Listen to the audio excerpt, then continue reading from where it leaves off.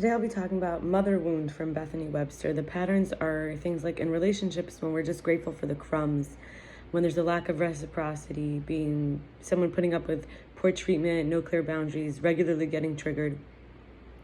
Knowledge that liberates us is that nothing's going to rescue me. I have to say I'm ready. Nothing's going to be my ticket out. Denial and postponing doesn't actually solve anything. Improving is not the same thing as transforming. There's root level foundational changes where we don't have to keep being better. We could just be the real us. How? One is commitment and two is a support network. So a nourishing life reflects the real self. If we're not, to not feel drained, to not feel, exhausted. And there's a hunger for approval, surface adoration and company. This becomes a hunger that's actually for authenticity, truth, and integrity. And we can start to attract higher quality people when we are internally oriented, which is a new reference point instead of the external. In Hebrew, we call this the panemius rather than chatzonius, and also to be having higher standards. Relationships to challenges and triggers changes because we have more confidence and stability, less fear. And instead of worrying about each little moment to be whether I should reject it, will I get rejected?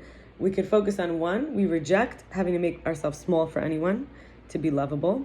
And two, rejecting having to give our power away when we need someone else to affirm, validate, or approve of us.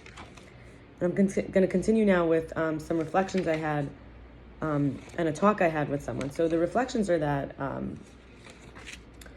the first one I had was that I was seeing my brother. It was very triggering. There was uncomfortable feelings around telling him that when I was a kid, he kissed me on the lips. And it was a bad memory for me, actually. I didn't like it. And then he was having a war with his body. He was losing a lot of weight, walking a lot.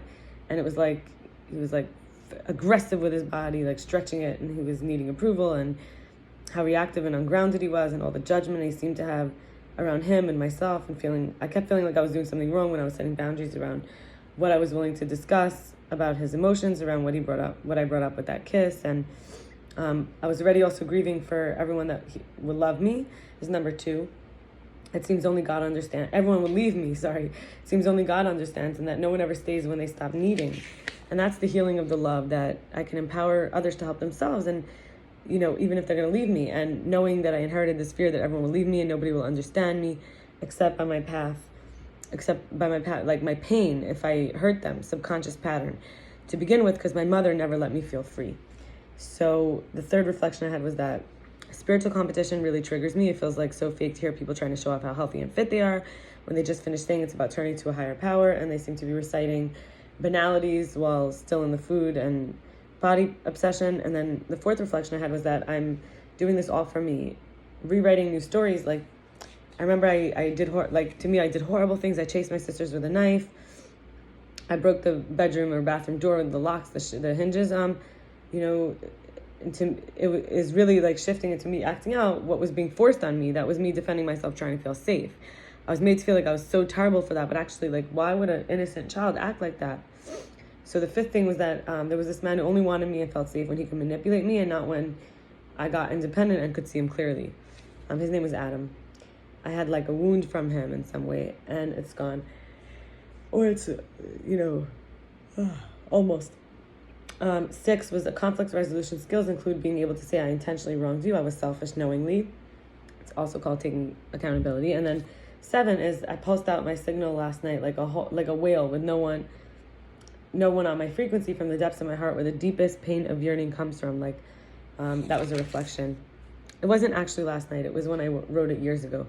And then I had a talk with someone named Riette about order and more. And so order is necessary. Rebellion, authenticity is the container, the conforming.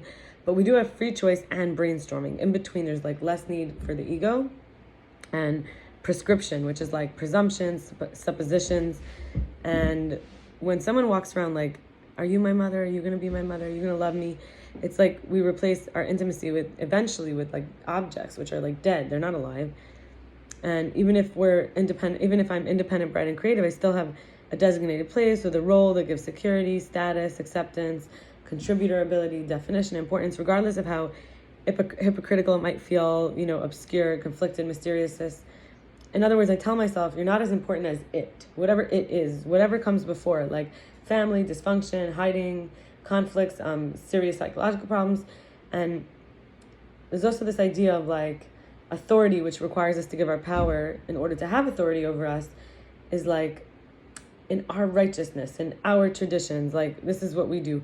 And rather, it's like impulsivity is not freedom. Like, in other words, I'm learning how to be more free always, but it doesn't mean to become more impulsive.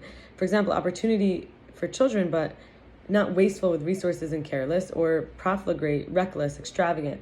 Regrets are unavoidable when we go out of the ordained habitual patterns, but there's something like, but we don't have to have the secrets instead of the real support either, because feelings are wrenching and strange at times, and we all need like belonging, regardless of recovery, wellness, location, spiritual practice, job, money, hobbies, ethnicity, gender, religion, ritual, health, sexual orientation.